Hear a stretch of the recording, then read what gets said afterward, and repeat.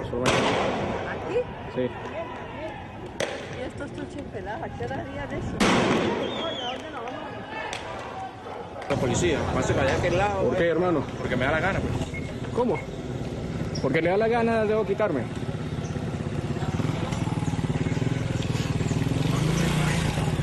Y así funcionan las cosas. De verdad podría haber sido Nicolás Maduro el que dijera eso, porque me da la gana, porque de verdad muchas de las cosas se hacen por capricho en Venezuela. Aquí está algo de lo que declaraba uno de los manifestantes, en este caso es en el Táchira.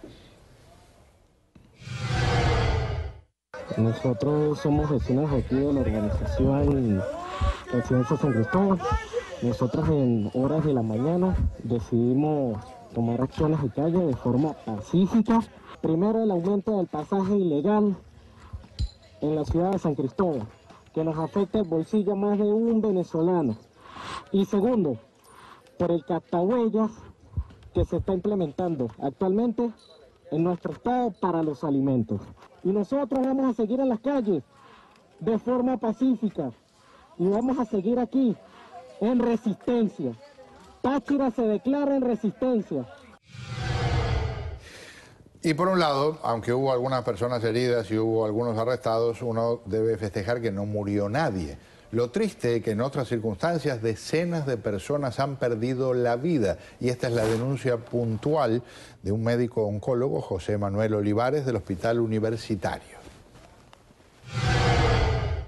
Perdieron su vida 54 venezolanos porque no se le pudo atender en el Hospital Universitario de Caracas. Ese mismo hospital tiene hoy una lista de espera de más de 800 pacientes, esperando en su casa hasta que sean llamados porque no hay recursos e insumos para ser atendidos. De esos 800, 160 fueron atendidos en el sector privado. Tuvieron que vender el carro, empeñar los reales, pedir plata prestada para poder salvar la vida de su hijo, de su padre o de su familiar. Pero además estos 54 venezolanos que perdieron su vida no van a ser los únicos. Porque si hay 800 venezolanos en lista de espera, la única manera que nosotros solventemos esa lista de espera es que suspendamos los nuevos ingresos, atendamos a 10 pacientes diarios y lo vamos a hacer en 2 años.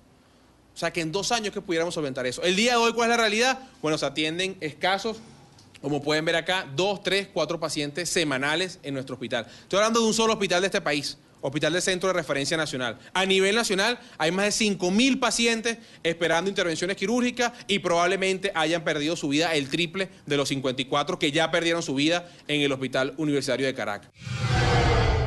Nuestra colega Yoslin Sánchez es directiva también del Movimiento Voluntad Popular. Buenas noches, bienvenida. Buenas noches. Gracias por acompañarnos. Nuestro colega Edgar Quijano nos acompaña. Señor, bienvenido, muy amable por estar aquí. Buenas noches, muchas gracias por la invitación. Hace unos años el Hospital Universitario era un punto de referencia, pero al revés. Era un hospital modelo. Totalmente. El Hospital Universitario además sirve como antesala para todos los médicos que se gradúan en la Universidad Central de Venezuela y eso completamente ha desaparecido. Sin embargo, nuestro excelso canciller prefiere visitar los hospitales en Palestina y enviar grandes donaciones de alimentos y medicinas a los sucesos que están ocurriendo en la Franja de Gaza, mientras en Venezuela la gente se muere porque no tiene ni siquiera un medicamento para poder ser atendido dignamente. Y estamos hablando de 50 y tantos muertos, pero como dijo el doctor Olivares, eso puede transformarse en cientos. Sí, pero... Y no queremos ser alarmistas, pero desgraciadamente también en miles. Claro, porque además hay un factor que no se mencionó, pero que pasa a diario en los hospitales, y es que la violencia vive allí. Ahí es muy fácil que tú estés acompañando a un familiar que está en el piso, porque no tiene cama, y llegue cualquier criminal a quererte robar lo poco que tengas. Y además, hace poco en el hospital universitario entraron 5 hombres y a mano armada asesinaron a un hombre en quirófano, es decir, cobran facturas. Esa es la tragedia que también viven los venezolanos en los hospitales de Venezuela. No solamente ¿cómo se llama?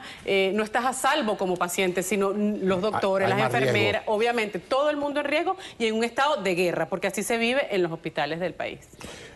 Tenemos que, de todas formas, congratular a los venezolanos porque ahora acaba de ser prohibida la exportación de papel higiénico, entre otros elementos. También no se podrá vender al exterior la mayonesa o la mortadela, que son algunas de las cosas que vi en la lista alucinante que ha publicado el régimen venezolano de lo que está prohibido exportar. Sería para reírse si no fuera que dan ganas de llorar. Realmente lo triste y lo lamentable es que este gobierno lo que no puede impedir es que millones de cerebros, bueno, millones no tanto, quizás estoy exagerando un poco, pero estamos hablando de casi 1,5 millones de venezolanos que han salido de la frontera, que justamente ahí está el conocimiento y el talento donde realmente se está perdiendo todo el conocimiento y todo la entereza del capital humano venezolano. Eso es lo que realmente es preocupante para las futuras generaciones. No, y además, redondeo un poquito la idea de Edgar, es que yo veo lo que el gobierno habla y habla de arroz, Pedro. Pues hace poco hemos visto que el arroz nosotros no lo exportamos. Lo metía en Venezuela la hija de Chávez y acabamos de ver tremendo escándalo de las toneladas de arroz que la señorita metía en Venezuela. Hablaban de carne de bovino. Hace rato que nosotros sabemos que nosotros no estamos produciendo esa carne porque han acabado con las haciendas venezolanas y las traen de Argentina porque hay un convenio público notorio para traer la carne de allá. Entonces, ¿de qué está hablando Maduro? Bueno, también hay personas que tienen conducta bovina en las manifestaciones de apoyo al régimen, ¿no? Correcto, estoy de acuerdo. Que tal vez por ese lado se genere la confusión. Denuncias contra lo que significa la tortura, una práctica generalizada. Veamos y escuchemos. Con tablas, le pegaban con tablas, las tablas se rompían, estuvo amarrado en una reja donde creo que medía casi 3 metros y quedaba de cunclilla y lo esposaron y ahí fue golpeado, fue maltratado y tiene muchos hematomas muy fuertes. Y eso acusa al gobierno nacional de la integridad física de nosotros, de yo como padre y de mis hijos, sí, y de mi hijo allá en el SEBIN. Al director lo hago responsable a él personalmente de las agresiones que hizo contra mi hijo y las amenazas de muerte que él está ocasionándole a mi hijo allá. Y en este mundo de contrastes alucinantes que es Venezuela, donde nos decía Carlos Vecchio ayer, por ejemplo, que la Asamblea Nacional discute la importación de 100 y tantos millones de rollos de papel higiénico o papel toalé, como le prefieren decir, y ahora está prohibida la exportación, así como escuchamos lo de las torturas a estudiantes. Entonces Nicolás Maduro plantea a estudiantes qué es lo que no es correcto, qué está haciendo mal. Que traigan sus críticas siempre constructivas para hacer las cosas de otra forma.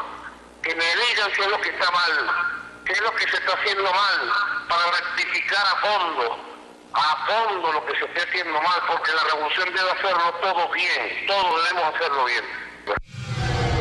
Sí, me da pánico cuando dice a fondo porque no quiero que nadie se confunda con nuestro programa, ¿no? Mete miedo. Pero lo que plantea habla de que el realismo mágico que de alguna forma creó García Márquez escribiendo, este hombre, sin saberlo por supuesto, lo lleva a la práctica. Sí, Nicolás Maduro simplemente sigue un libreto de lo que le escriben ese día, no tiene la menor idea de los mensajes de fondo, de lo que realmente está diciendo.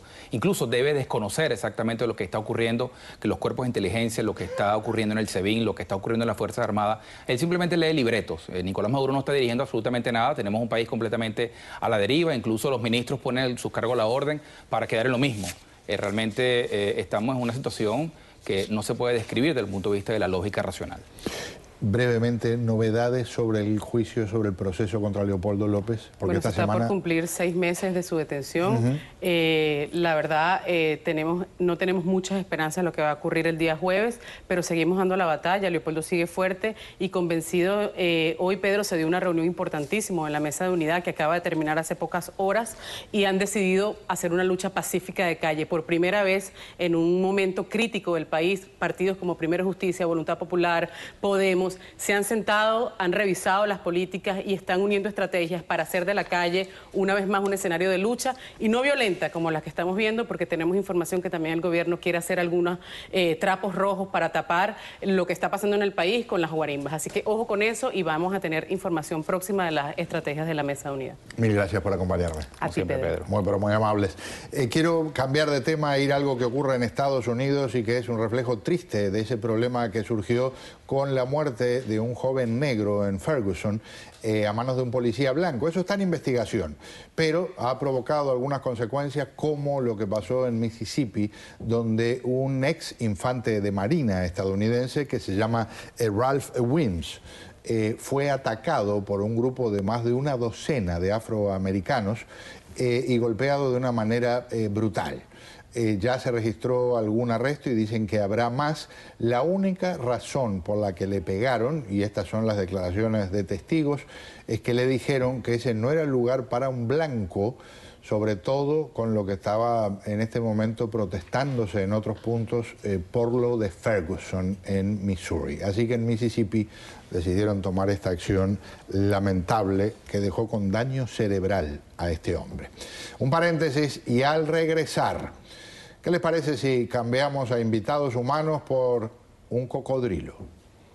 Va a haber un humano también controlando al cocodrilo, aunque el cocodrilo es pequeño, no es como el que atacó a una pareja en Coral Gables. En Coral Gables. ¿Qué te pasó? ¿Quién te mordió? Un cocodrilo ahí, después de darme una vuelta en una fiesta. ¿Pero dónde estabas? ¿En los Everglades? No, en Coral Gables.